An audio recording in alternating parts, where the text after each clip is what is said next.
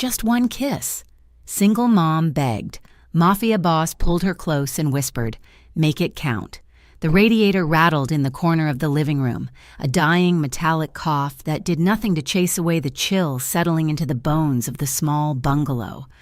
Harper Monroe sat at her scratched kitchen table, her hands wrapped around a mug of tea that had gone cold 20 minutes ago. In front of her, a stack of envelopes sat like a judgment she could not escape.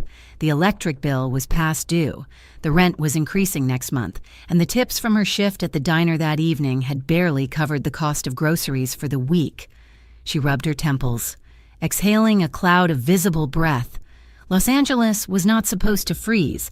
It was a city of palm trees and endless sunshine. But tonight, a freak weather system had descended, blanketing the suburbs in a rare, biting frost that threatened to turn into snow. It felt unnatural, heavy, and silent. In the next room, her daughter.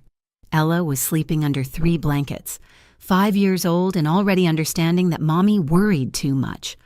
Ella had gone to bed without complaining about the cold, merely asking if the sun would come back tomorrow. Harper had promised her it would, but promises felt thin lately. Harper stood up to check the lock on the back door for the 3rd time. It was a habit born of survival, a lingering scar from a past she had run 300 miles to escape. The lock was secure, but the feeling of unease prickling at the back of her neck refused to fade. She walked to the window, peering out into the gloom of her backyard. The sensor light was broken, leaving the yard swallowed in shadow. Something dark disrupted the pristine frost on the grass near the fence line. Harper froze, her heart hammering against her ribs. It looked like a bundle of discarded clothes, or perhaps a large animal. But then it moved. A hand reached out, gripping the frozen earth, dragging a heavy shape forward before collapsing again. It was a man. Fear told her to close the blinds. Fear told her to double-check the locks, grab her phone, and hide in the closet with Ella until the police arrived.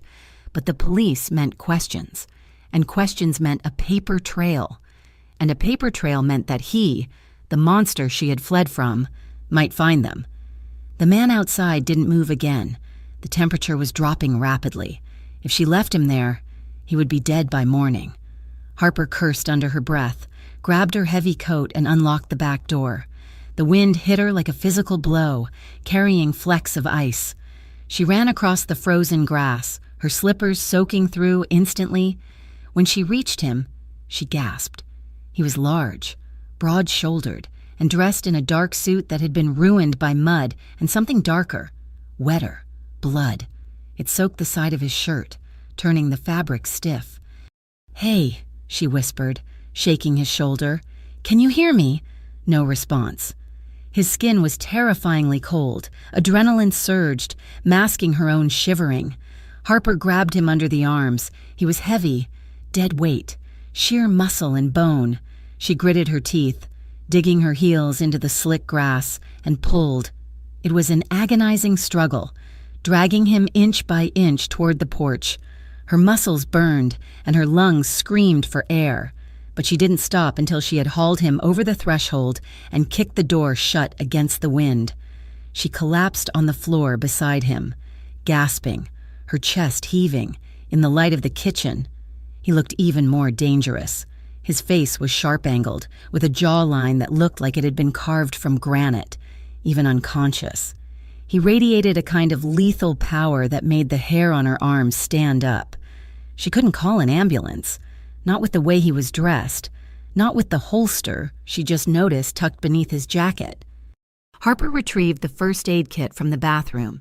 She had learned how to stitch wounds and clean cuts out of necessity years ago, in a life she tried hard to forget. She cut away his shirt, revealing a jagged, ugly tear in his side. It was a gunshot wound, through and through. It missed the vital organs, but he had lost a lot of blood. She worked quickly, cleaning the area with rubbing alcohol and applying pressure. The man groaned, his brow furrowing in pain, but he didn't wake. She bandaged him tightly, checked his temperature, and covered him with the spare duvet from the hall closet. For 3 hours. She sat in the armchair across from him, clutching a kitchen knife, watching his chest rise and fall. When he finally opened his eyes, it was instantaneous. There was no grogginess, no confusion. 1 second he was asleep. The next, he was awake, his dark eyes locking onto hers with predatory focus. He tried to sit up, flinching as the pain hit him, his hand instinctively going to his waist for a weapon that Harper had placed on top of the refrigerator. "I moved it," Harper said, her voice trembling slightly but her chin held high. "And I stitched you up. You were bleeding out on my lawn." The man stared at her. His eyes were the color of obsidian, bottomless and unreadable. He scanned the room, assessing threats, exits, and finally her. "Who are you?" His voice was a gravelly rasp, dry from dehydration. "Harper, this is my house. You almost died in my backyard." She tightened her grip on the knife handle, though she kept it hidden in the folds of her sweater. "Who are you?" He hesitated. He looked like a man who didn't give names, a man who lived in the shadows. "Vincent, Vincent who?" "Just Vincent." He tried to stand, but his legs gave out. Harper started to reach for him, then pulled back. He caught himself on the edge of the sofa, breathing heavily. "You can't leave," she said. "Not like that. You'll make it 2 blocks before you collapse again." Vincent looked at the door, then back at her. He seemed to be calculating the odds of survival out there versus the risk of staying here. "I can't stay here. It's not safe for you. It's freezing outside, and you have a hole in your side," Harper countered, her maternal instinct overriding her fear. "You stay on the couch, but if you touch me, or my daughter, I will kill you. I don't care who you are." A flicker of something, respect perhaps, passed through Vincent's eyes. He nodded once, slowly, and sank back onto the cushions. The next 2 days were a blur of tension. Harper went to work, terrified to leave Ella alone, but having no choice. Rushing home between shifts to check on the stranger in her living room, Vincent was a ghost. He barely spoke. He spent most of his time staring out the window, watching the street through the crack in the curtains. Harper noticed things about him. He moved with an economy of motion, never wasting energy. He cleaned up after himself despite his injury. And when he looked at the wound she had stitched, he didn't wince. He recognized the handiwork of professional violence. He knew exactly what kind of bullet had hit him. Though he never said it aloud, the dynamic shifted on the 3rd morning. Harper was in the kitchen making oatmeal when Ella padded into the room, clutching her stuffed rabbit. Harper froze, realizing she had forgotten to close the living room door. Ella stopped, staring wide-eyed at the giant man sitting on their small, floral-patterned sofa. Vincent looked up, for the first time. The hard mask of his face slipped. He looked at the little girl with a strange expression, caution mixed with a profound sadness. "Hi," Ella whispered, hiding behind the door frame. "Hello," Vincent said. His voice was softer than Harper had ever heard it. "Mommy says you have a boo-boo," Ella said, inching closer. Vincent glanced at his side. "Something like that. Does it hurt?" "Only when I breathe," he said dryly. Though the corner of his mouth twitched upward, Ella giggled. She walked over and placed her stuffed rabbit on his knee. "Mister, Hops helps me when I scrape my knee. He can help you, too." Harper watched, holding her breath, ready to rush in. But Vincent didn't push the toy away. He picked up the worn rabbit with his large, scarred hand, looking at it as if it were an alien artifact. "Thank you," Vincent said solemnly.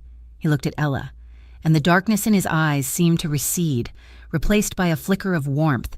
That night, the heater finally gave up the ghost. The rattling stopped, replaced by an ominous silence. The temperature in the house plummeted. Harper sat at the kitchen table, head in her hands, calculating how many extra shifts she would need to afford a repairman. It was impossible. She was already drowning. She fell asleep at the table, exhausted. When she woke up, the house was warm. A steady, comforting hum came from the radiator. Harper blinked, confused, and walked into the living room. Vincent was asleep on the couch, a toolbox that Harper kept under the sink sitting on the floor beside him. He had fixed it, silent, invisible, and asking for nothing in return. As the week went on, the atmosphere in the house changed. The fear Harper initially felt began to mutate into something else, a complex, confusing awareness. Vincent was dangerous, she knew that. The way he scanned a room, the way he slept with one eye open, the scar that ran through his eyebrow, it all screamed violence. But he wasn't unkind. He started doing small things. He tightened the loose hinge on the back door. He stayed awake at night, sitting in the dark by the window so Harper could sleep soundly for the first time in years. One night, Harper stood in the doorway of her bedroom, watching him from the shadows. He was sitting by the fireplace, the glow of the embers illuminating the sharp planes of his face. He looked lonely, a deep, aching loneliness that mirrored her own. She went back to bed, but sleep was elusive. Her dreams, usually plagued by memories of shouting and breaking glass, changed. She dreamed of Vincent. In the dream, he wasn't injured. He was standing between her and the darkness, a wall of muscle and resolve. He pulled her into his arms, and for the first time in her life, she didn't feel small or weak. She felt protected. She felt cherished.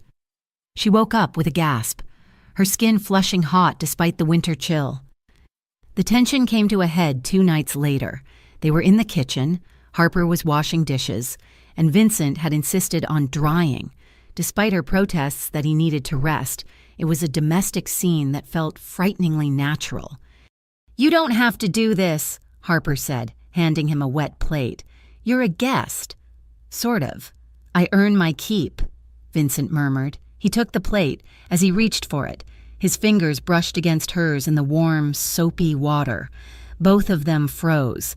The contact was electric, a jolt that traveled straight up Harper's arm and settled heavy in her chest. She looked up, startled. Vincent was staring at her, his gaze intense, stripping away her defenses. He didn't pull his hand away immediately. For 5 seconds, the only sound was the hum of the refrigerator and the thudding of Harper's heart. His hand was rough, calloused, dwarfing hers. It was a hand capable of violence. She knew, but his touch was incredibly gentle.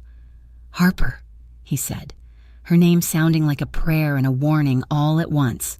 She pulled her hand back, water dripping onto the floor. I should check on Ella."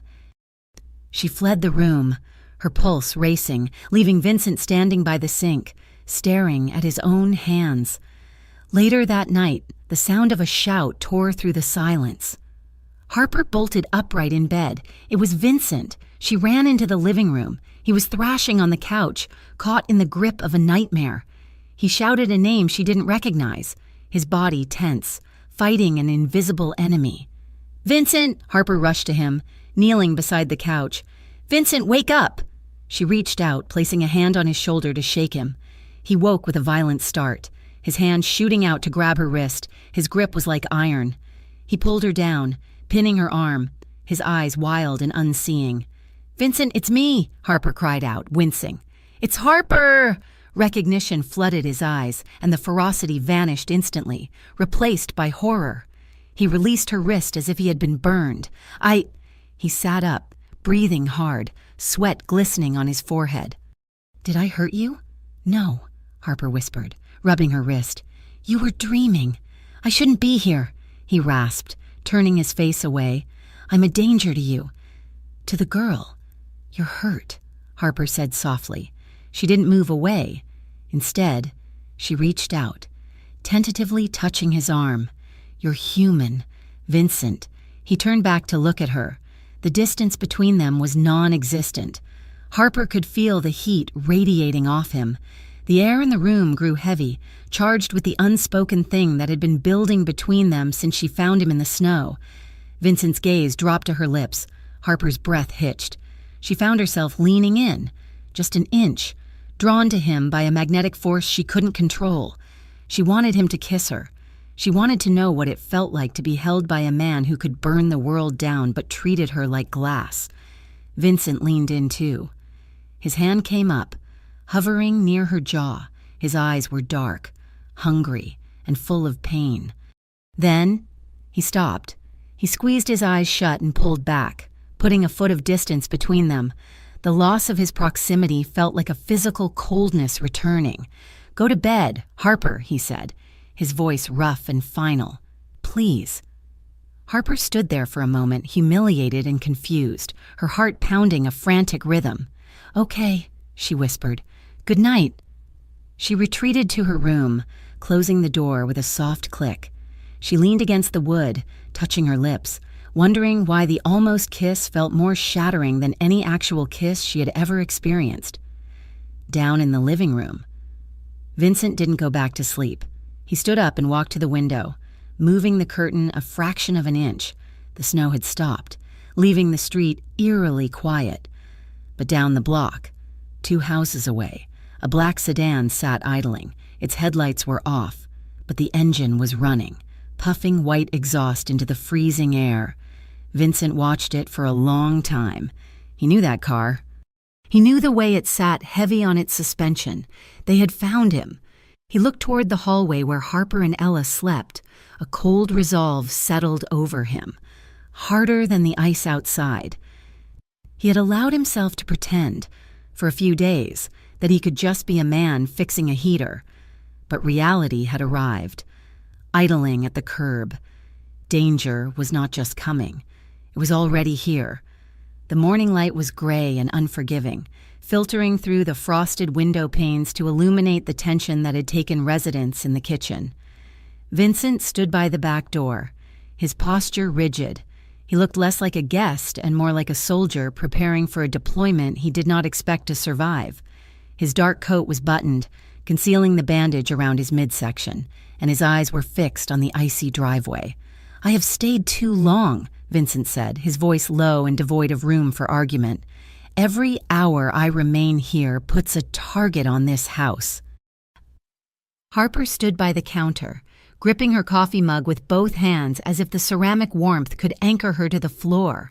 She shook her head, stepping into his line of sight. "Look outside, Vincent," she urged, pointing toward the window. "The news said the black ice is covering the interstate. They've already reported 10 accidents this morning. If you go out there in a car, let alone on foot, you're not going to make it 5 miles. Vincent clenched his jaw, a muscle feathering beneath the skin. He knew she was right. He had seen the sheen on the asphalt, the way the world had frozen over during the night. But the memory of the sedan idling down the street was a heavier weight than the ice. "It is safer for me to take my chances with the ice than for you to take your chances with who is looking for me," he countered. "Just one more day," Harper pleaded, the desperation in her voice surprising even her. "The salt trucks are coming through this afternoon. Just wait until the roads are clear. Please, if you leave now and crash, everything you survived in my backyard was for nothing." Vincent looked down at her. She was wearing an oversized sweater, her hair messy from sleep, looking soft and fragile against the harsh backdrop of his reality. He hated that he wanted to stay. He hated that the thought of walking out that door felt like tearing a stitch. "One day," he conceded, the words sounding like a sentence. "But keep the curtains drawn, and do not let Ella play near the windows." Harper nodded, relief washing over her, though it was quickly replaced by the anxiety of the day ahead. She had to go to work. The diner did not close for ice, and she could not afford to lose the shift. Leaving Vincent alone in her house felt different today. Before, he was astray, and she was nursing back to health. Now, he felt like a loaded weapon she was hiding in her living room, one she was terrified would go off, and yet, one she was terrified to lose. The diner was warm, smelling of grease, old coffee, and maple syrup. Harper moved through her shift on autopilot, pouring refills and wiping down tables, her mind constantly drifting back to the man sitting in her living room. She wondered if he was in pain. She wondered if he had eaten the sandwich she left him. Around 2 p.m, the bell above the door chimed. A gust of freezing wind swept through the diner, followed by a heavy, deliberate footfall. Harper froze in the middle of wiping table 4. She knew that walk. She knew the heavy thud of those boots before she even looked up. Damon. He stood in the entryway, shaking snow from his leather jacket. He was handsome in a sharp, predatory way that had deceived her 5 years ago. His eyes scanned the room, bypassing the few patrons huddled in booths, and locked onto her with possessive precision. Harper's breath hitched in her throat. She gripped the dish rag until her knuckles turned white, forcing herself not to run. Damon walked over to the counter, sliding onto a stool right in front of her station. He didn't smile, he just watched her, his gaze heavy and suffocating. "You look tired, Harper," he said. His voice was smooth, but there was an edge to it, like a razor blade hidden in silk. "I am working." "Damon," she said, keeping her voice steady. "What do you want? Is that how you greet the father of your child?" "You are not her father," Harper snapped, the fire of protection flaring in her chest. "You lost that right when you put your hands on me." Damon's eyes darkened. He leaned forward, encroaching on her space across the counter. "I have changed. Harper, I have got new friends now. Powerful friends. I can take care of you. You and the kid. You do not belong in a dump like this, scraping for tips." "I am happy here," she lied. "Leave us alone." Damon laughed, a cold, humorless sound. "Happy? I see the way you look. You are scared. You are lonely." He reached out, his fingers brushing the back of her hand as it rested on the counter. Harper yanked her hand away as if he were made of fire. "Don't touch me," she hissed. Damon's expression flattened, the charm evaporated, leaving something ugly and raw underneath. "You think you can hide from me, Harper? I know where you live. I know what time you drop the kid off at school. I am always watching. Eventually, you are going to realize you need me." He stood up, dropping a $20 bill on the counter. "Buy Ella something nice. Tell her Daddy is coming home soon." He turned and walked out, leaving Harper shaking. She stared at the money on the counter, fighting the urge to vomit. He was watching. He had been watching. The sanctuary she thought she had built was made of glass, and he was holding a stone. The walk home felt miles longer than usual. Harper checked over her shoulder every 10 seconds, her heart hammering a frantic rhythm against her ribs. When she finally unlocked her front door and stepped into the warmth of her house, she nearly collapsed with relief. Vincent was in the kitchen, sharpening a knife. He paused as she entered, his dark eyes instantly scanning her face. He saw the tremor in her hands, the pale cast of her skin, the way her breath was coming in shallow gasps. "What happened?" Vincent asked. It wasn't a casual question. It was a demand. Harper hung her coat up, turning her back to him. She couldn't tell him. If she told him about Damon, about the threat, he might try to intervene. And if he intervened, the police would come, or Damon's new friends would get involved. She couldn't drag Vincent into her messy, broken life. He had enough enemies of his own. "Nothing," she said, forcing a smile that felt brittle. "Just a long shift. The roads are terrible." Vincent stared at her back. He didn't buy it. He could smell the fear on her, metallic and sharp. He set the knife down slowly. "You are a terrible liar, Harper. I am fine. Vincent, really?" She busied herself with the kettle, her hands shaking so bad the water sloshed over the rim. Vincent watched her for a moment longer, then reached into his pocket. His burner phone buzzed against his palm. He pulled it out, shielding the screen from her view. It was a text message. Short, brutal. "Checkpoints missed. We know you are north of the city. The contract is doubled. No one walks away." He slipped the phone back into his pocket. The hit was still active. They were closing in. And now, Harper was terrified of something she refused to name. The walls were closing in from both sides. Later that evening, after Ella had been put to bed, the house settled into a heavy silence. The wind howled outside, rattling the window frames. Harper sat on the rug in front of the fireplace, staring into the flames. Vincent sat on the couch behind her, the distance between them filled with unsaid words. "He found me," Harper whispered. Vincent didn't ask who. He just waited. "My ex," she continued, her voice trembling. "Damon, he came to the diner today. He said he is watching us. He said he is coming back." She turned to look at Vincent, her eyes swimming with unshed tears. "I ran away 3 years ago. I changed my name. I moved 300 miles, and he still found me." Vincent's face darkened, a storm gathering in his eyes. He touched you? No, not today. But he used to. She hugged her knees to her chest, the shame of the confession burning her throat. He used to hurt me. And today, looking at him, I felt small again. I felt like I was back in that house, waiting for the first punch. Vincent leaned forward, resting his elbows on his knees. The lethal calm he usually wore cracked, revealing a flash of pure, unadulterated rage. He will not touch you again. You can't promise that, Harper said, a tear finally escaping to track down her cheek. You're leaving tomorrow. Harper, I just want to feel safe, she interrupted, her voice breaking. She scrambled up from the floor and sat next to him on the couch. Acting on a desperate, frantic impulse, she needed to overwrite the memory of Damon's cold touch. She needed to feel something real, something powerful that was on her side. Kiss me, she whispered, leaning toward him. Vincent froze. He looked at her lips, then up to her eyes.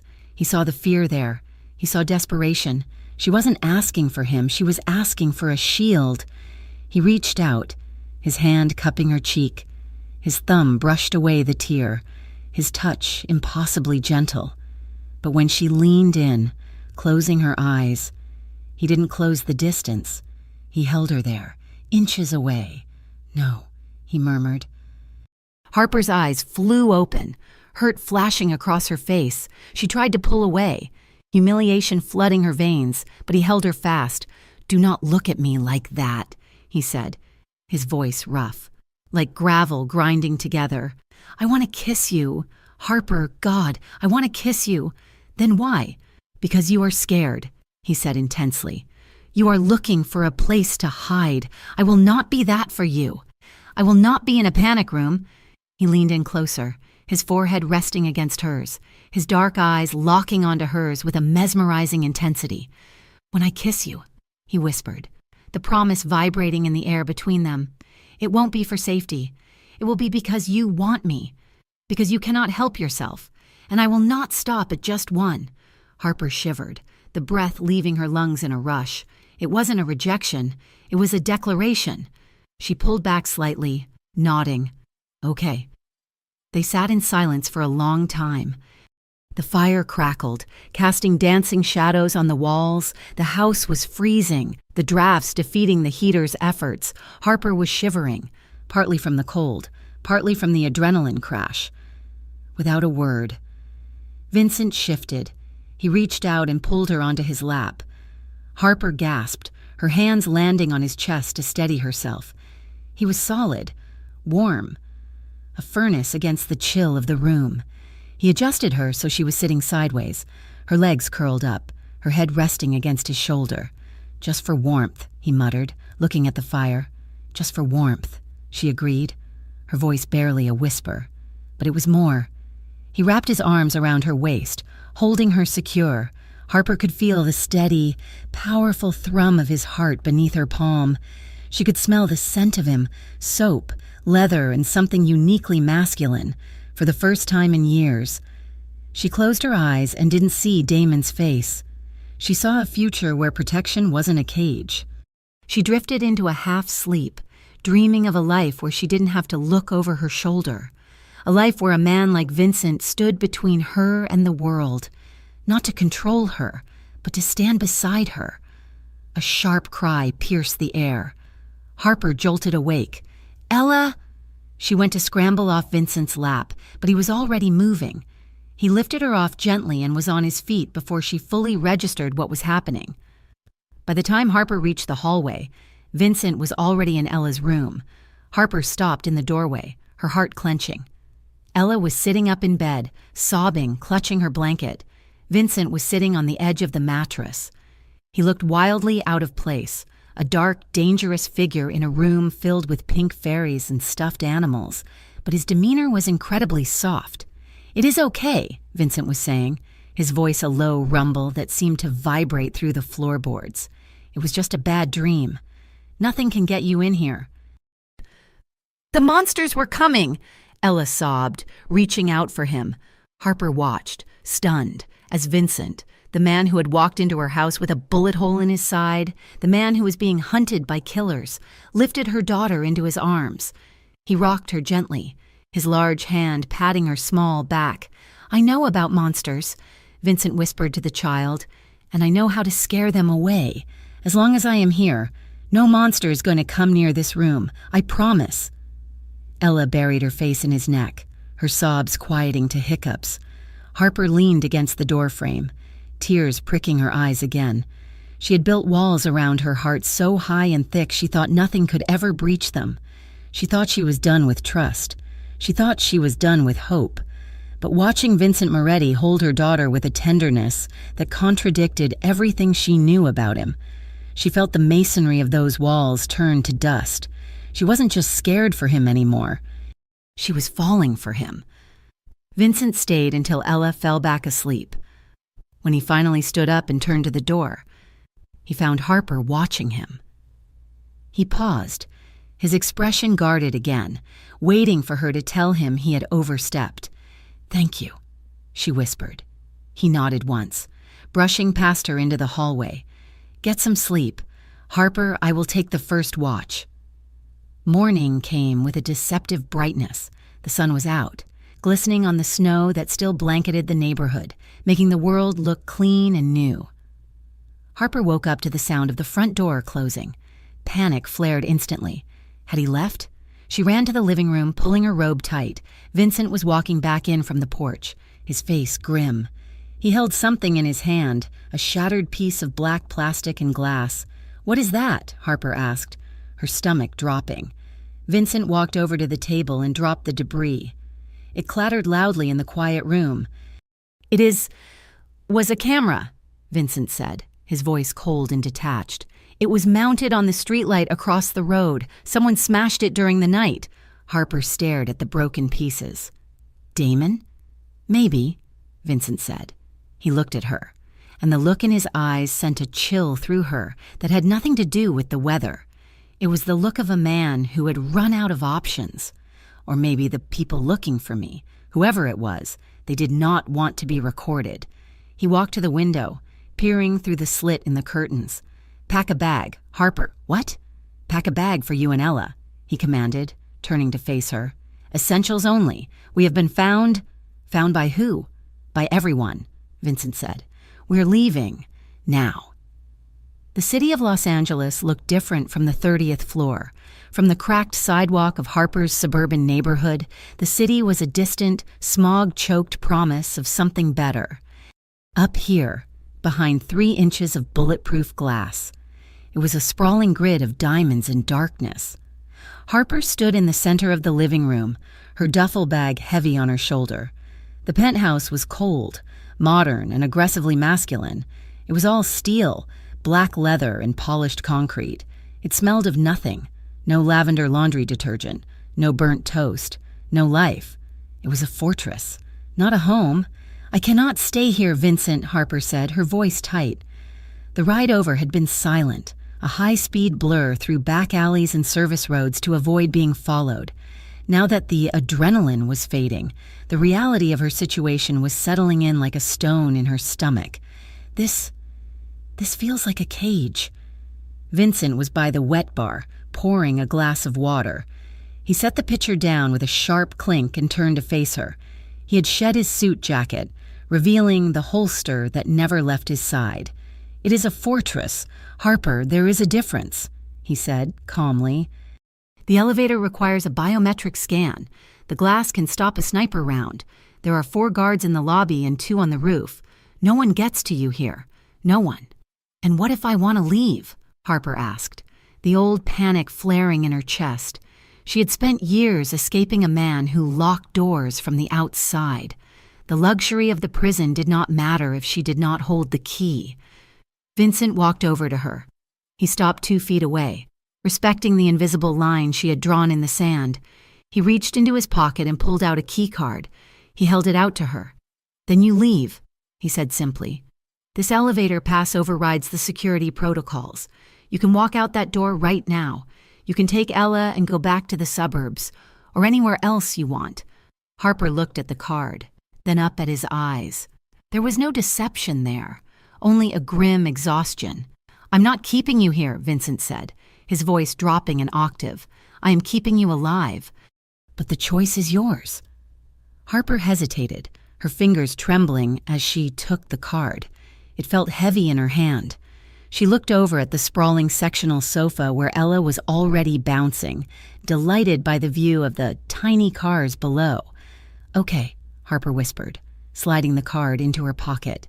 "We stay until the roads are clear." Vincent nodded, the tension in his shoulders easing just a fraction, "until it is safe." The first few days in the penthouse were a study in contrasts. Harper and Vincent circled each other like two planets from different galaxies forced into the same orbit. The silence of the apartment was filled with the strange friction of their lives overlapping. Vincent was a man of violence who was trying to learn peace. Harper was a woman of peace who was being forced to learn violence. On the second afternoon, Vincent found Harper in the expansive gym that took up the east wing of the penthouse. She was hitting the heavy bag, her form sloppy, her wrists bending dangerously with every strike. "You're going to break your wrist like that," he said from the doorway. Harper jumped, spinning around. "I was just venting." "Venting is useless if you cannot defend yourself," Vincent said. He walked onto the mats, removing his watch. "Make a fist." Harper hesitated, then curled her hand. Vincent stepped in close, wrapping his large hands around hers, correcting the alignment of her thumb, straightening her wrist. His touch was clinical, professional, but the heat of his skin burned through her focus. "Power comes from the hips, not the arm," he instructed, positioning himself behind her. He placed his hands on her waist to guide the movement. "Twist here. Drive through the target." Harper struck the bag. A solid thud echoed through the room. "Better," Vincent murmured, his breath brushing her ear. "Again?" For an hour, he trained her. He taught her where to strike to disable a man twice her size. He taught her how to break a hold.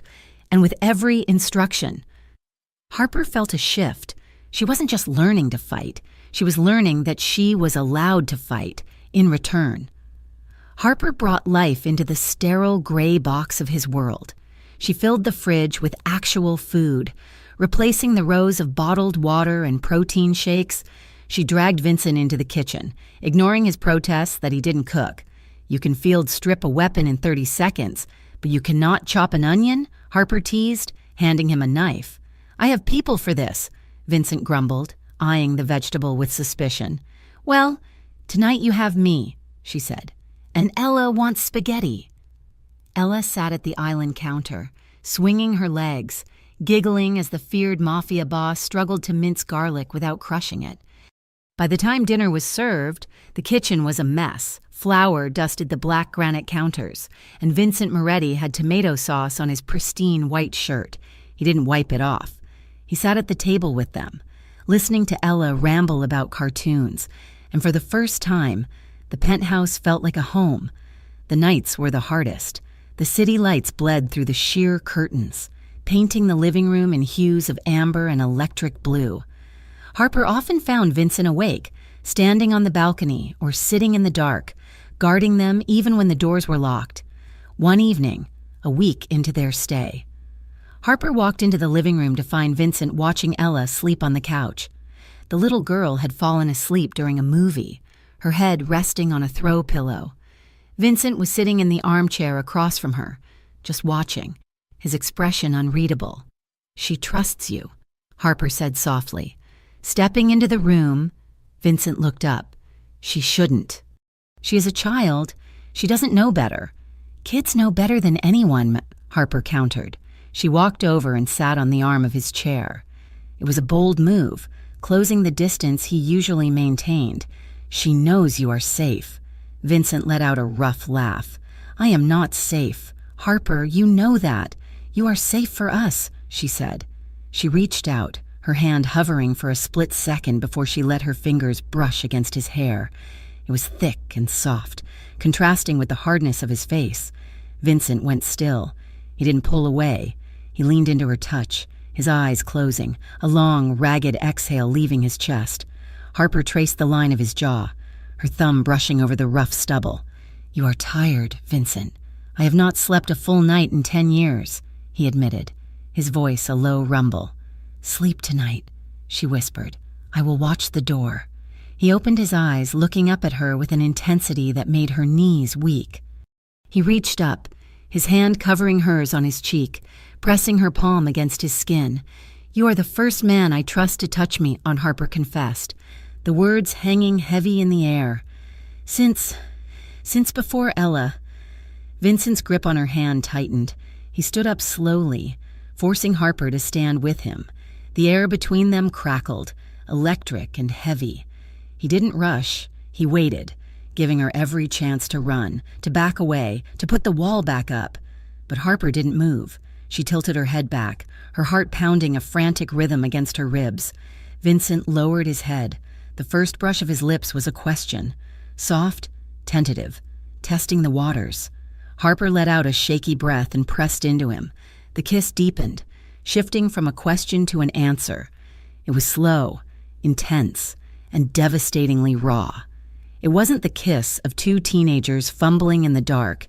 It was the kiss of two broken people, finding the matching pieces of their souls. Vincent tasted like scotch and danger. Harper tasted like rain and hope. He groaned low in his throat, his hands sliding down to her waist, pulling her flush against him. For a moment, the world outside the glass walls ceased to exist. There was only the heat of his body, the roughness of his hands, and the terrifying realization that she was falling in love with a man who could destroy her. He pulled back first, his forehead resting against hers, both of them breathing hard. "Harper," he rasped, "I cannot promise this ends well." "I know," she whispered, "but I am still here." The fragile peace shattered 2 days later. Harper had woken up early, the bed beside her empty. Vincent had insisted on sleeping on the couch again, maintaining a gentleman's distance after that kiss. Though the tension between them was palpable, she wandered through the penthouse, looking for him. She found a door at the end of the hallway that she had assumed was a closet or a utility room. It was slightly ajar. Curiosity, that dangerous thing, pushed her forward. She nudged the door open. It wasn't a closet. It was a command center. The room was dark, illuminated only by the glow of a dozen monitors mounted on the wall. Maps of the city were spread across a central table, but it was the screens that made Harper's blood run cold. Surveillance footage, timelines, photos of men with red X marks over their faces, and in the center of the main screen, a paused video feed of a warehouse, and a photo of a man. "Damon," Harper gasped, her hand flying to her mouth. Vincent spun around from the desk chair. He was wearing a headset, which he ripped off instantly. "Harper, get out!" But she was already moving into the room, her eyes glued to the screen. There were dossiers on the table, photos of Damon meeting with men she didn't know. Timelines that went back weeks. "You knew," she whispered, the betrayal slicing through her like a knife. "You knew where he was." "You've been tracking him." "Harper, listen to me." Vincent stood up, moving toward her. "No!" She backed away, her hands shaking. "You used me. You brought me here not to keep me safe, but to lure him out. I am just bait to you, aren't I? Just a pawn in your war." "That is not true," Vincent said, his voice hard, authoritative. "Then why is his picture on your wall?" she shouted, pointing at the screen. "Why are you tracking my abusive ex-boyfriend unless you are using him to get to someone else? You lied to me." "I did not lie," Vincent roared, the sudden volume making her flinch. He stopped, seeing her fear, and forced himself to lower his voice. "I am tracking him because he is working with the people who tried to kill me. He's the link.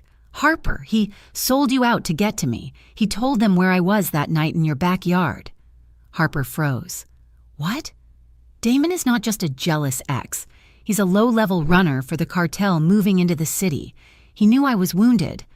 He knew I might seek shelter. He's been watching your house long before I got there, hoping I would show up so he could sell my location." Vincent walked around the desk, his eyes blazing with honest fury. "If I did not care about you, you would never have seen this room. I would have left you in that house to deal with him alone. I am tracking him, to end him, to make sure he never comes near you or Ella again." "I don't believe you," Harper stammered, the trauma of her past clouding her judgment. All she saw was another man moving pieces on a board, with her life as the wager. "I am leaving. I am taking Ella and I am leaving." She turned and ran.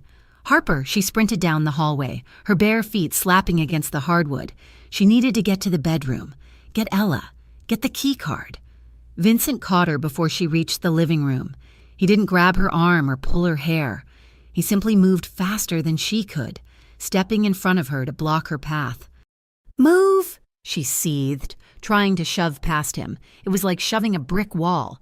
"Stop running!" Vincent commanded. "I am done being controlled," she yelled, lashing out, her fists hitting his chest. "I am done being protected by men who only want to own me."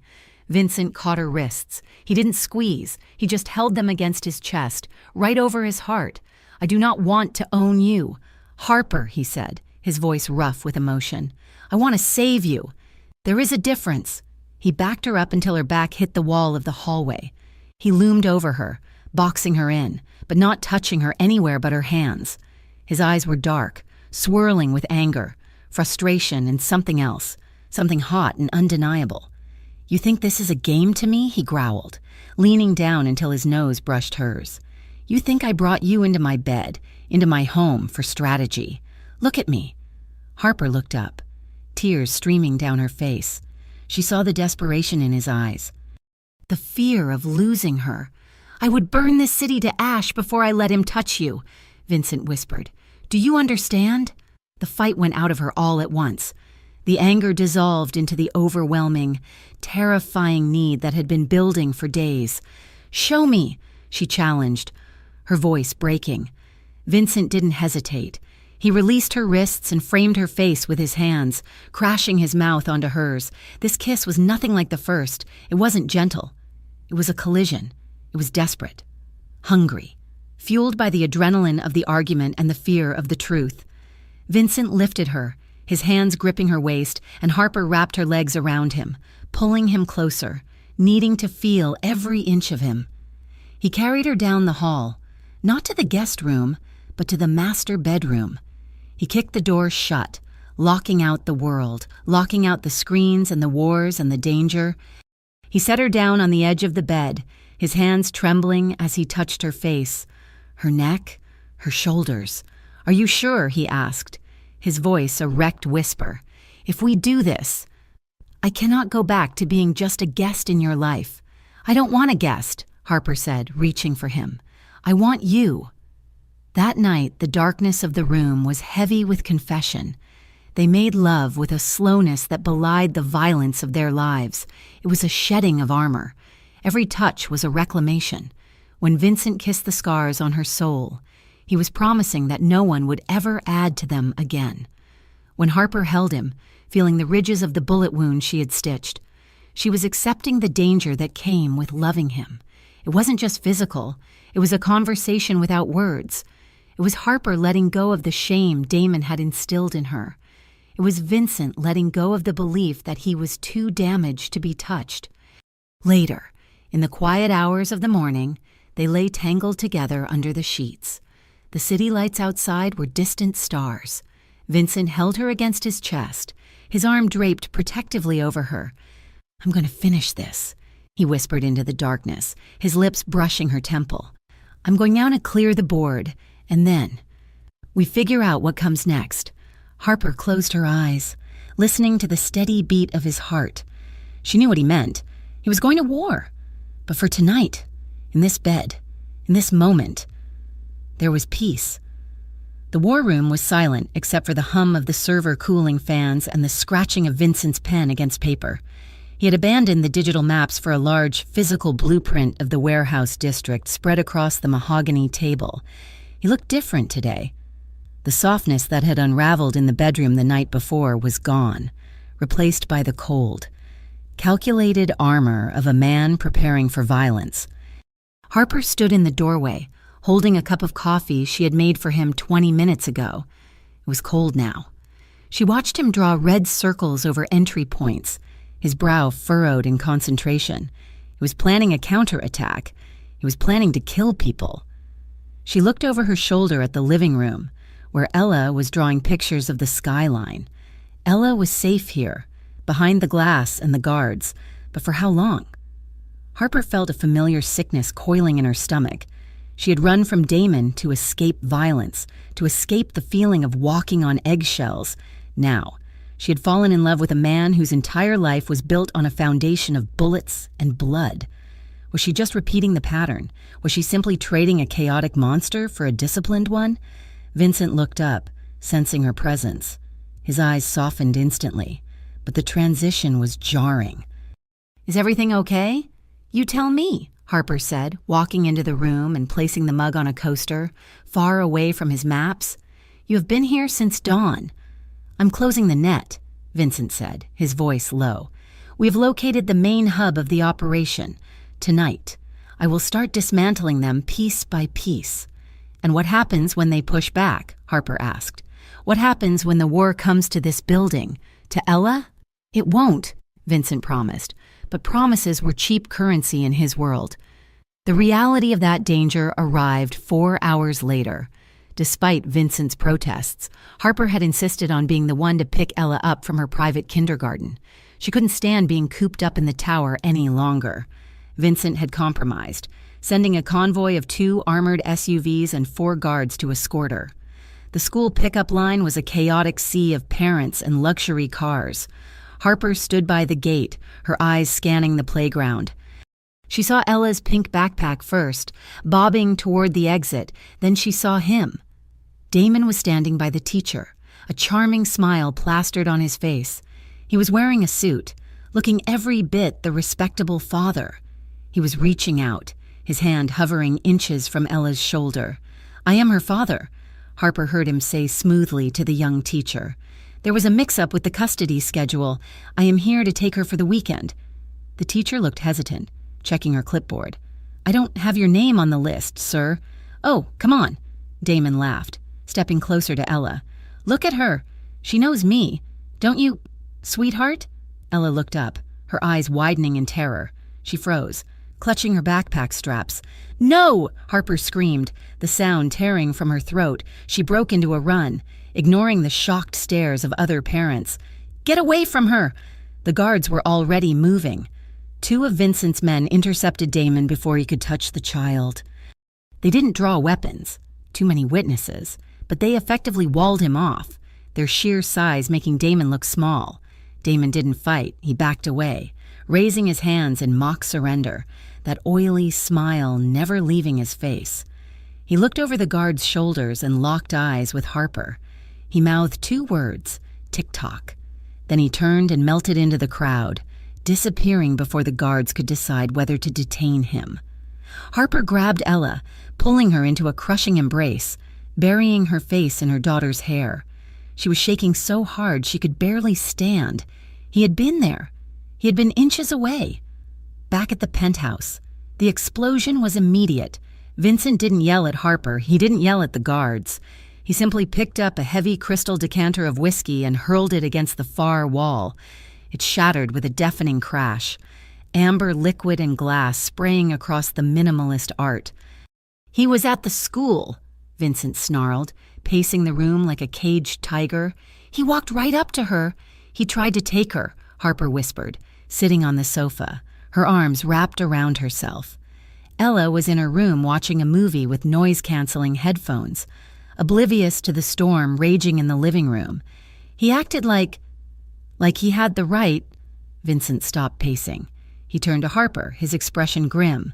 "It is not just about you anymore. Harper, it never was." "What do you mean?" "Damon is not working alone. He's not just a disgruntled ex-boyfriend holding a grudge."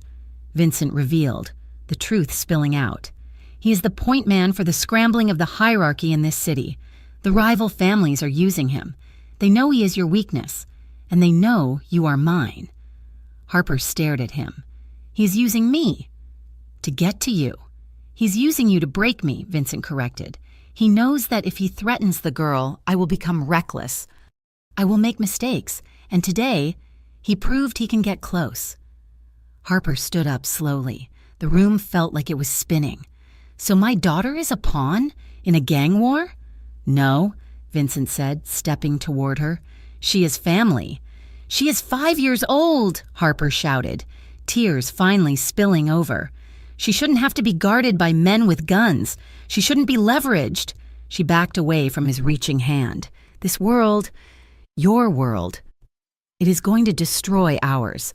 I thought I could handle it. Vincent, I thought I could be strong enough, but I can't, not when it comes to her." She turned and walked out of the room, the slam of the bedroom door echoing like a gunshot. Vincent stood alone in the wreckage of the living room. He felt a hollow ache in his chest, a feeling he hadn't experienced since he was a boy. Fear, not for his life, but for the loss of the only good thing he had ever found. He needed answers. He needed to know how to fight a war without burning down the garden he was trying to protect. An hour later, Vincent sat in a visitation booth at the state penitentiary. The glass partition was thick, scuffed, and smeared with fingerprints. On the other side sat an old man in a beige jumpsuit. His hair was white, his face lined like a road map of a violent history, but his eyes were sharp, intelligent, and identical to Vincent's. Antonio Moretti picked up the receiver. "You look terrible, son." "I am losing," Vincent said, skipping the pleasantries. "I have the tactical advantage. I have the men. I have the money. But I am losing." "The woman?" Antonio asked. He didn't need details. He knew his son. "She is terrified," Vincent admitted. "Her ex is working with the Rossi crew.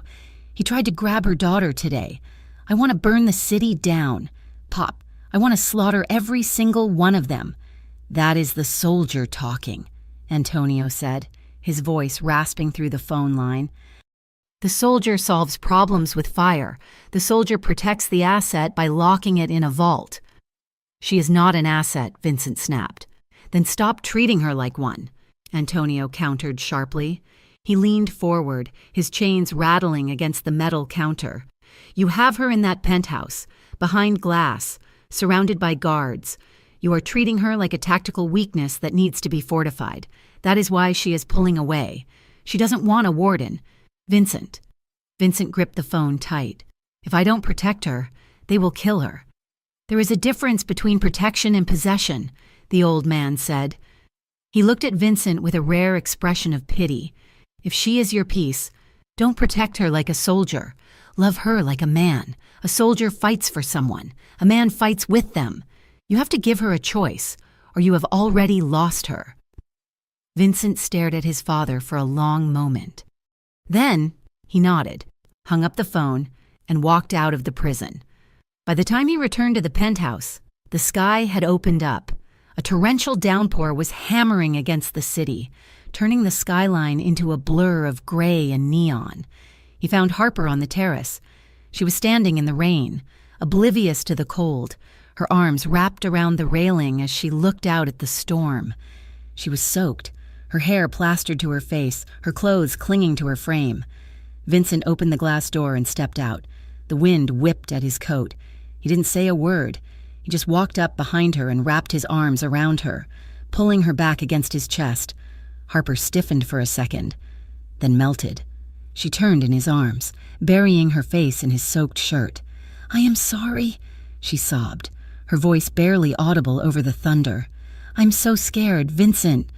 "I know," he said, holding her tighter, shielding her from the worst of the wind. "I know. And I am sorry I made you feel like a prisoner." He pulled back to look at her. Rainwater was streaming down his face, mixing with the intensity in his eyes. "We're leaving." Harper blinked, wiping water from her lashes. "What?" "You were right," Vincent said. "This is not a life for Ella. It is not a life for you. I have a villa in Tuscany. It is quiet, safe. No one knows about it. We will pack tonight. We will leave in the morning." "You would do that?" Harper asked, hope blooming on her face, fragile and desperate. "You would just leave? The business, the war? I would leave everything for you." Vincent lied. It was the first time he had lied to her, and it tasted like ash in his mouth. He kissed her then, a desperate, searing kiss in the pouring rain. It was a kiss of goodbye, though she didn't know it. He kissed her with all the words he couldn't say, with all the apologies he would never get to make. Thunder cracked overhead, shaking the building, but neither of them moved. They clung to each other, two drowning people trying to stay afloat in a hurricane. "Okay," Harper whispered against his lips. "Okay, let's go." The next few hours were a flurry of activity. They packed bags. Harper woke Ella, telling her they were going on a big adventure to a place with castles and pasta. The little girl was groggy but excited. Vincent moved through the penthouse with mechanical efficiency. He made calls. He arranged the jet. He secured the transport. But while Harper was in Ella's room packing toys, Vincent went into the master bedroom and opened the hidden safe in the closet. He didn't pack clothes. He pulled out a Kevlar vest and strapped it tight over his chest, concealing it beneath a thick black turtleneck. He checked the clip of his sidearm. He slid a knife into his boot. He wasn't going to Italy. Not tonight. He knew that if he left now, Damon and the Rossi crew would follow. They would hunt them to the ends of the earth. There was no running from this. The only way to be truly free, the only way Harper and Ella would ever be safe, was if the threat was eliminated. All of it. He had to cut the head off the snake. He walked out into the living room. Harper was there, zipping up a suitcase. She looked up, smiling, her eyes bright with the promise of a new beginning. "The car is downstairs," Vincent said. "My driver, Marcus, is going to take you to the airfield. The pilot is ready." Harper frowned. "Take us? Aren't you coming in the car?" "I have one last loose end to tie up here," Vincent said smoothly. "I have to destroy the files in the server room. I cannot leave any trace for them to follow. I will be right behind you. I will meet you on the plane in 1 hour." It was a plausible lie, but Harper hesitated. She looked at him, really looked at him. She saw the bulk of the vest under his shirt. She saw the darkness in his eyes that no amount of love could fully scrub away. "Vincent," she said warningly. "Go," he said, kissing her forehead quickly. "Get Ella to safety. I will see you soon." He turned and walked toward the private elevator before she could argue. The doors slid shut, cutting off her view of him. Harper stood in the silence of the penthouse. Something was wrong. The air felt too heavy. She looked down at the table where he had left his phone, not his burner, but his personal one. It lit up with a notification. "Team Alpha in position at the docks. Damon is on site. We move on your signal." The blood drained from Harper's face. The docks. He wasn't destroying files. He was walking into a trap. He was going to face Damon and an entire army alone to buy them time to escape. "No," she whispered. "No, you idiot!" She grabbed her keys. She looked at Marcus, the driver who had just entered to take the bags. "Take Ella," Harper commanded, her voice shaking but fierce. "Take her to the plane. Guard her with your life. Do not let anyone near her. Miss Monroe." The boss said. "The boss is going to get himself killed," Harper shouted. "Do as I say. Take her to the plane." She didn't wait for an answer. She ran out the door, bypassing the elevator and sprinting for the stairwell. She had to beat him there. She had to stop him, because if he thought he could sacrifice himself for her peace, he was wrong. She didn't want peace without him. She wanted him, and she was going to fight for him, even if she had to walk straight into hell to do it. The rain had turned the shipping yards into a blurred watercolor of gray steel and black asphalt. Harper gripped the steering wheel of her car until her knuckles turned white, the tires screeching as she drifted around a corner, ignoring the authorized personnel only signs. Her heart was not beating, it was vibrating. A frantic bird trapped in her ribcage. She had raced here to stop Vincent from throwing his life away. She had raced here to drag him back to the light. But 10 minutes ago, a phone call had shattered that objective and replaced it with a terror so cold it made the storm outside feel like a summer breeze. Marcus, the driver Vincent trusted, had not answered her call.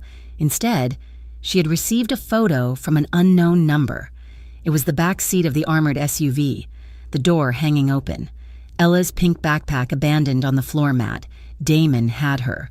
He hadn't just waited at the docks for Vincent. He had intercepted the escape route. He had taken the most precious thing in Harper's world to ensure Vincent would walk willingly into the slaughter. Harper slammed on the brakes as the warehouse loomed ahead, a massive, decaying structure of corrugated metal. The SUV Marcus had been driving was rammed against a concrete barrier near the entrance, steam rising from the crushed hood. "Ella," Harper whispered, throwing the door open. She didn't have a weapon, she didn't have a plan. She had the feral, terrifying instinct of a mother whose child had been taken. The sound of gunfire erupted from inside the warehouse, a rhythmic, deafening staccato that cracked through the thunder. They had started. Harper didn't run away. She ran toward the noise. She slipped through a side door that had been blown off its hinges, ducking low. The air inside was thick with dust, smoke, and the acrid smell of cordite. The cavernous space was a maze of shipping containers and rusted machinery. High above, rain hammered against the tin roof, drowning out everything but the loudest explosions. It was a war zone. Vincent's men wearing tactical vests were pinned down near the entrance, trading fire with a group of mercenaries entrenched on the upper catwalks. Muzzle flashes illuminated the dark like strobe lights, freezing moments of violence in terrifying clarity. Harper pressed herself against a cold steel container, covering her ears as a bullet ricocheted off the metal inches above her head. She scanned the chaos, looking for two things: a small girl and the man she loved. She saw him. Vincent was moving through the center of the warehouse, abandoning cover to push forward. He was a force of nature, firing with lethal precision, dropping two men on the ground level as he advanced, but he was reckless. He wasn't fighting to survive. He was fighting to get to the office structure at the far end of the floor. He took a hit. Harper gasped, her hand flying to her mouth. A spray of red erupted from Vincent's shoulder. Spinning him around, he stumbled, dropping to one knee, but he didn't stay down. He switched his weapon to his other hand, gritted his teeth, and kept moving. "Vincent!" She screamed, but the sound was swallowed by the roar of an automatic weapon. She followed his gaze. High up on the metal platform of the overseer's office, illuminated by a hanging industrial light, stood Damon. He was holding Ella. Damon had one arm wrapped tight around the little girl's waist, lifting her feet off the ground. On the other hand, a silver pistol was pressed against her temple. Ella was screaming, her face wet with tears, her legs kicking uselessly in the air. The sight snapped something inside Harper. The fear evaporated, replaced by a cold, crystalline clarity. Vincent was pinned. He was bleeding heavily, trapped behind a forklift as bullets rained down on him from Damon's crew. He couldn't take the shot at Damon, not with Ella so close, not with his dominant arm shattered. Harper looked around. She was in the shadows, unnoticed. Damon's men were focused entirely on Vincent. She spotted a narrow maintenance ladder leading up to the catwalk, 20 feet behind where Damon was standing. Harper moved. She didn't sneak. She sprinted through the gaps in the gunfire, climbing the ladder with trembling hands. The metal was slick with condensation and grease. She hauled herself up onto the grating, her breath coming in ragged gasps. She was 30 feet in the air now. Below, the battle raged. Ahead, Damon stood with her daughter, shouting down at Vincent. "Come out, Moretti!" Damon yelled, his voice cracking with manic triumph. "Come out and die, or the girl bleeds!" Vincent rose from behind the forklift. He held his hands up, his gun dangling from one finger, then dropping to the concrete. He stepped into the open, blood soaking the entire left side of his black turtleneck. "Let her go, Damon," Vincent shouted, his voice rough with pain. "This is between us." "It is all connected," Damon laughed. "You took everything from me. You think you can just walk in and take my woman? Take my place?" Harper crept forward. The grating groaned under her weight. Damon spun around. He saw her. His eyes went wide. "Harper? Let her go!" Harper screamed, lunging forward if she didn't have a weapon, but she had desperation. She grabbed a heavy fire extinguisher mounted on the railing and swung it with every ounce of strength she possessed. Damon tried to turn the gun toward her, but the heavy metal cylinder slammed into his forearm. The bone cracked with a sickening sound. The gun skittered across the metal grating and fell over the edge to the floor below. Damon howled in pain, his grip on Ella loosening. "Run, Ella! Run!" Harper shrieked, shoving her daughter toward the stairs. Damon recovered faster than Harper expected. With a snarl of rage, he backhanded Harper across the face. The force of the blow sent her crashing into the railing. Stars exploded in her vision. Damon grabbed her by the throat, pinning her against the precarious metal barrier. "You want to be a hero?" Damon spat, blood spraying from his lip. "Then watch him die." He reached into his jacket for a second weapon. Below them, Vincent roared. He had seen Damon strike her. The sight overrode the shock, the blood loss, and the agony in his shoulder. He didn't dive for cover. He didn't look for his dropped gun. He drew the backup piece from his ankle holster in one fluid motion. He didn't aim for the center of mass. Damon was shielding himself with Harper's body. Vincent breathed out. The world slowed down. The sounds of the gunfight faded into a dull hum. All he saw was the sliver of Damon's leg visible behind Harper's jeans. Make it count. He pulled the trigger. The shot was impossible. It threaded the needle between the railing and Harper's hip. The bullet tore through Damon's thigh, shattering the femur. Damon screamed, a high-pitched, animalistic sound. His leg buckled instantly, and he collapsed, his grip on Harper's throat releasing as he fell to the grating, clutching his shattered leg. "Harper, jump!" Vincent yelled. Harper didn't look back at Damon. She scrambled to her feet, grabbed the sobbing Ella, who was huddled by the stairs, and practically threw them both down the metal steps. "Go! Go!" Harper cried, shielding Ella's body with her own as they reached the ground floor. Vincent was waiting for them. He was pale, his skin gray and clammy, but he was standing. He grabbed Harper with his good arm, pulling her close for a split second, checking her face for damage. "Did he hurt you?" he rasped. "I am fine." Harper wept, touching the blood on his chest. "Vincent, you're shot." "We have to move," he said, his voice tight. "More are coming." They moved as a unit, a broken, bleeding family. Vincent led them toward the rear exit, firing blindly behind them to keep Damon's remaining men at bay. His aim was wavering. He was stumbling, his weight leaning heavier and heavier on Harper. They burst out of the warehouse into the cold night air. The rain had stopped, leaving the asphalt slick and black. "Almost there," Harper gasped, half carrying him now. "The car. We can take the car." But they didn't make it to the car. Vincent's legs gave out. He didn't fall. He simply ceased to function. He crumpled, sliding out of Harper's grip to the wet pavement. "No!" Harper dropped to her knees, skidding on the gravel. "No, no, no, Vincent!" She rolled him onto his back. His eyes were half open, glazed and unfocused. The blood was everywhere now, pooling black on the ground beneath him. "Ella!" Harper choked out. "Ella, give me your jacket!" The little girl, terrified but brave, whipped off her small denim jacket. Harper pressed it against the wound in Vincent's shoulder, leaning her entire body weight onto it to staunch the flow. "Stay with me," Harper begged, tears streaming down her face, mixing with the rain and the blood on her hands. You promised we would go to Italy. You promised." "Vincent." Vincent blinked slowly. He looked at Ella, then at Harper. A faint, ghost of a smile touched his lips. "I cleared the board," he whispered, his voice bubbling wetly. "You are safe." "I don't care about safety," Harper cried, her voice cracking. "I care about you. You don't get to die. Do you hear me? You don't get to leave me." She moved her hand from the wound to cup his face, smearing blood on his cheek. His skin was freezing.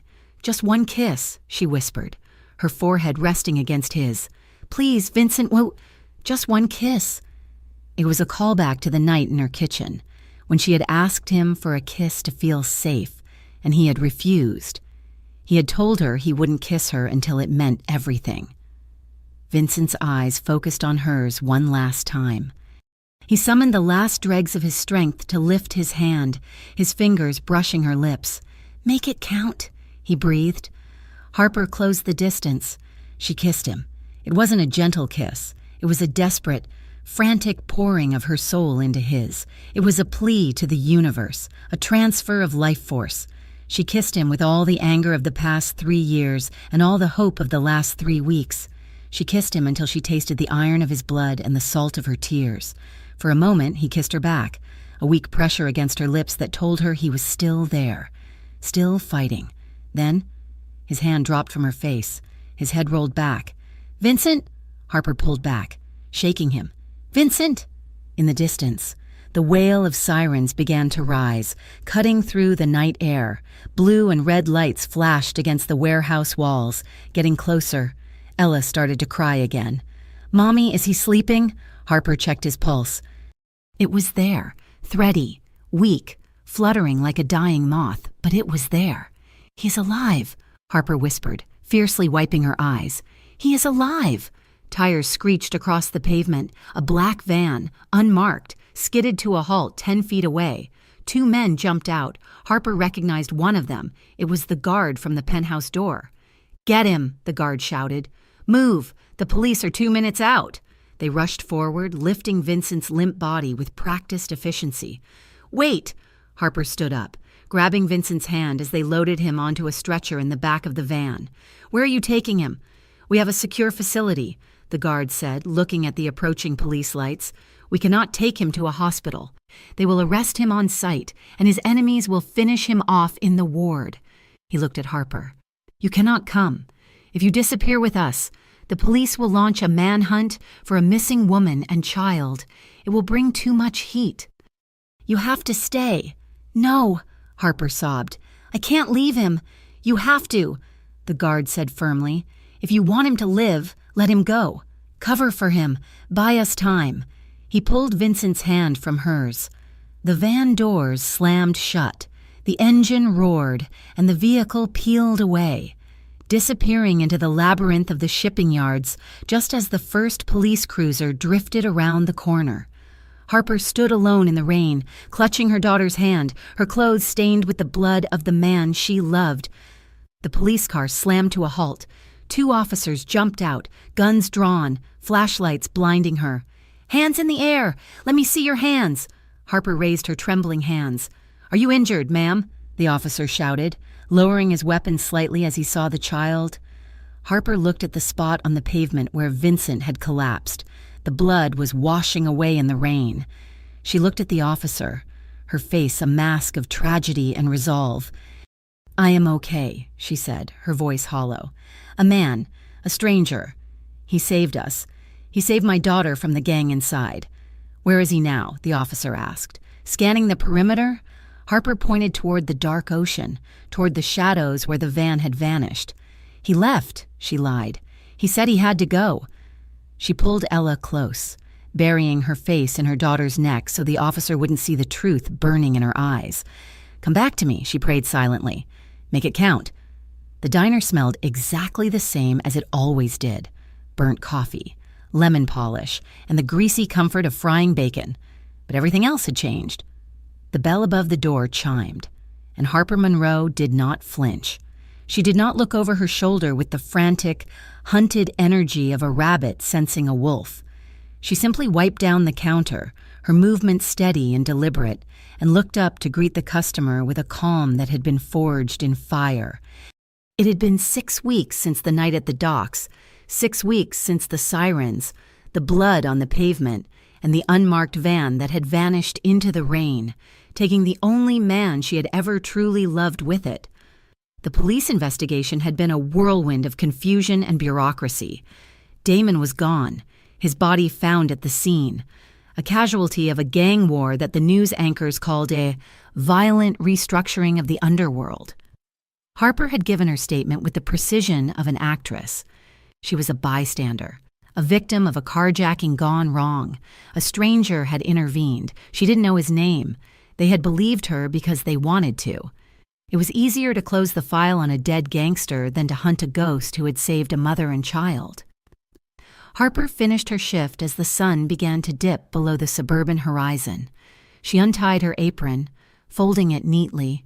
Her manager, a gruff man named Earl, nodded at her. "Are you doing okay, Harper?" he asked, as he had every day since she returned. "I am doing fine, Earl," she said, and for the first time, she meant it. She walked out the back door to her car. Ella was safe at her grandmother's house for the afternoon, a grandmother Harper had reconnected with after years of isolation. Damon's death had broken the chains of fear that had kept Harper running. She was free, but freedom felt strangely empty. When she reached her car, she saw it. Tucked under the windshield wiper was a thick, cream-colored envelope. There was no stamp, no return address, just her name. Written in a sprawling, powerful hand she had only seen once before on a map in a war room.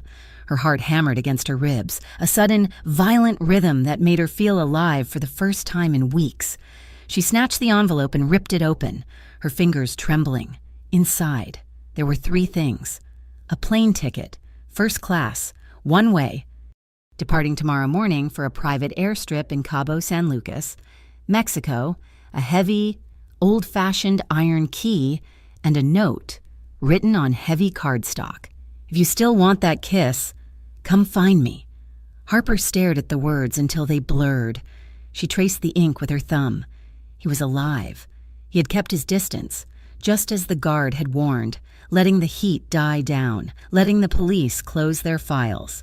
He had waited until she was safe, until the dust had settled, to call her home. She didn't go back to her apartment to think it over. She went straight to her grandmother's house, packed Ella's bags, and told her they were going on a vacation to see the ocean. "Is Mr.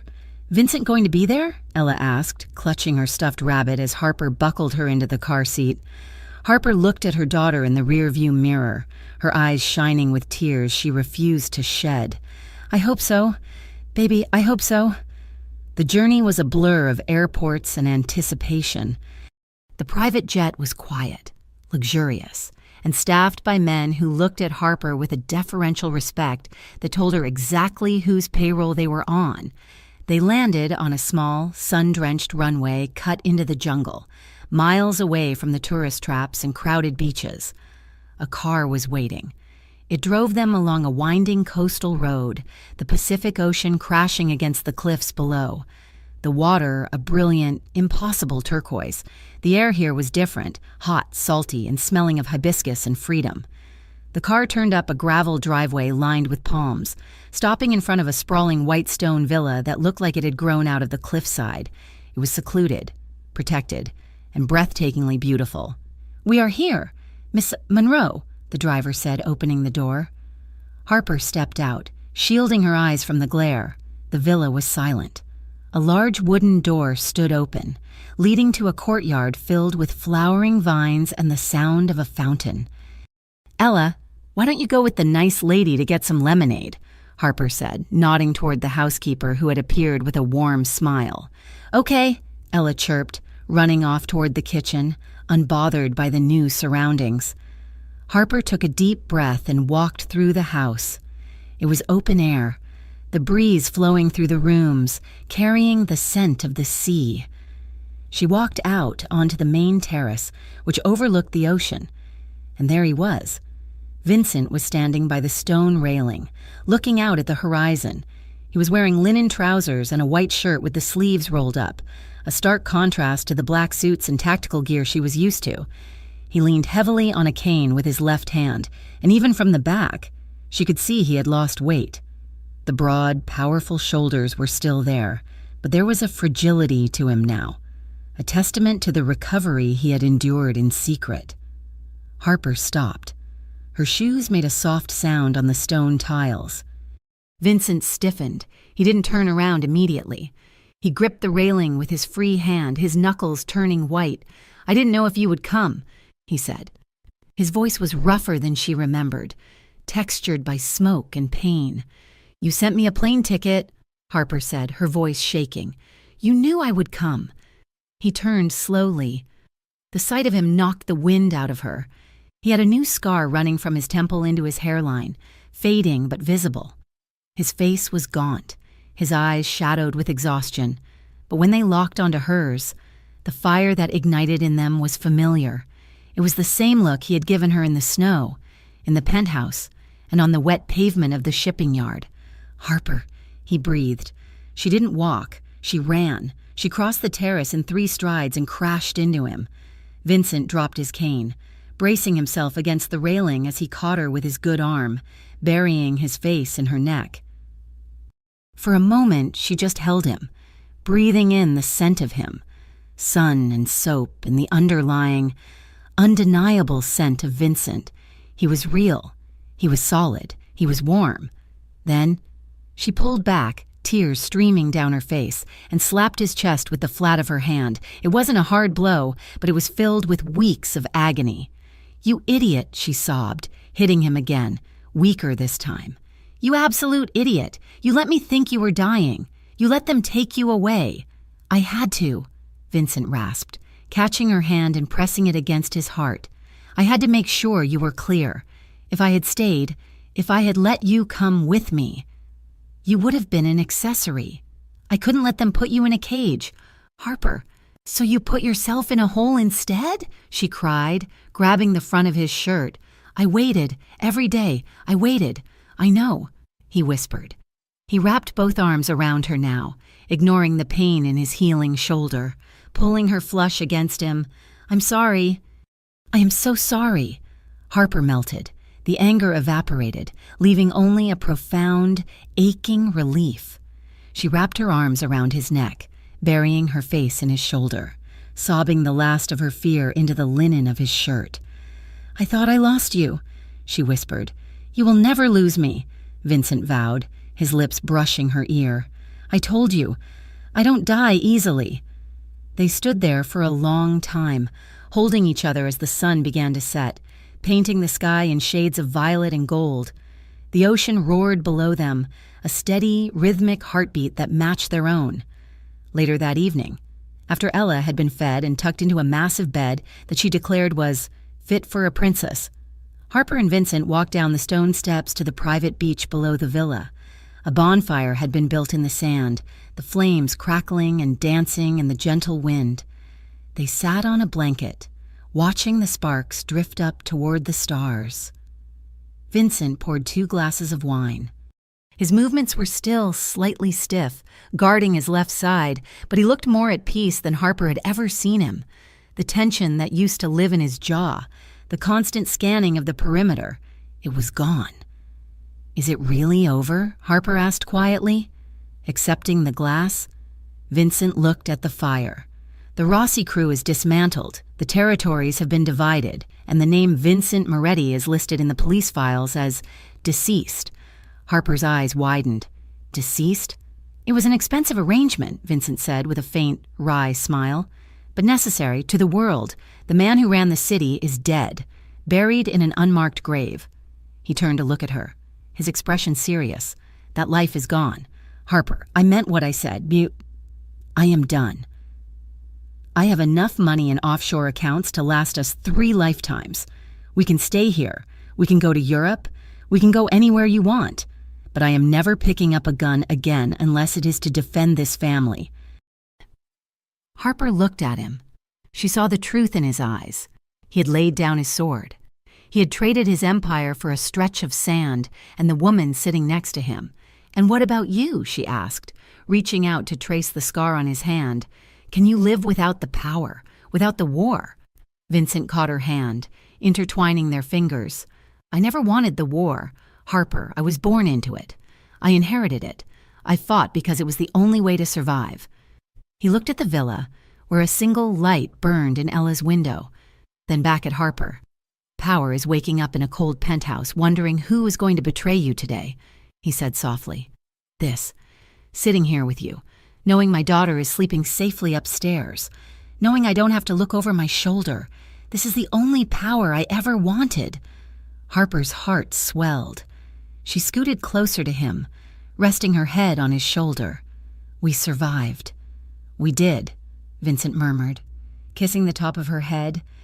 "We walked through fire, and we got burned," Harper added, thinking of the scars they both carried, his on his skin, hers on her memory. "Burns heal," Vincent said. "Scars just prove we were stronger than what tried to hurt us." The fire crackled, a log collapsing in a shower of sparks. The night air was cooling, but Harper felt warm. She felt anchored. For the first time in her life, she wasn't running towards something or running away from something. She was just here. She lifted her head, looking at Vincent. The firelight danced across his face, highlighting the sharp angles of his cheekbones and the depth of his dark eyes. He was looking at her with a hunger that had nothing to do with food and everything to do with the soul. "You sent me a note," Harper whispered. a playful smile tugging at the corner of her lips. Vincent smiled back, a genuine, devastating smile that reached his eyes. You said something about a kiss. I did. Well, Harper challenged softly, I flew 2,000 miles. I am here. Vincent set his glass down in the sand. He turned his body toward her, wincing slightly as his leg adjusted, but ignoring it. He reached up, his hand cupping her cheek, his thumb brushing over her bottom lip.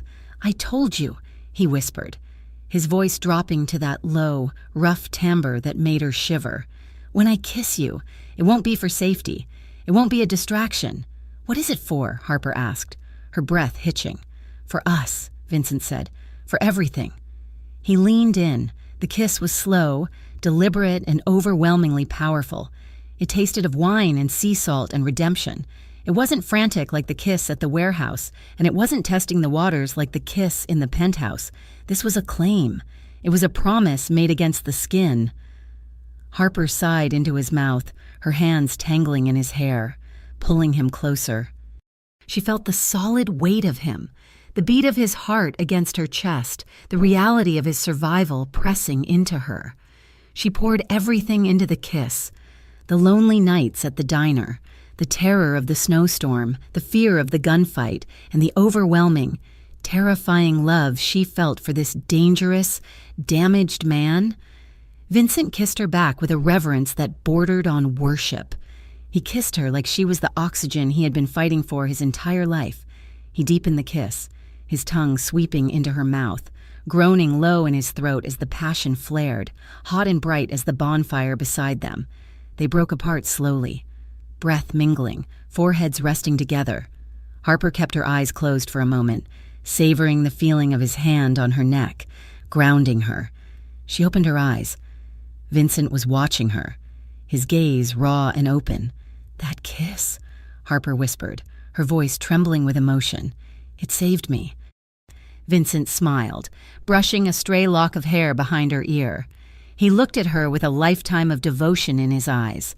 Then let me spend the rest of my life earning it. The ocean continued to crash against the shore. The fire continued to burn. And under the vast, star-filled sky, Harper Monroe and Vincent Moretti sat together, no longer running, finally home. Thank you so much for listening to this story. It has been an incredible journey with Harper and Vincent, from the frozen suburbs to the coast of Mexico. I hope you enjoyed the finale of Just One Kiss.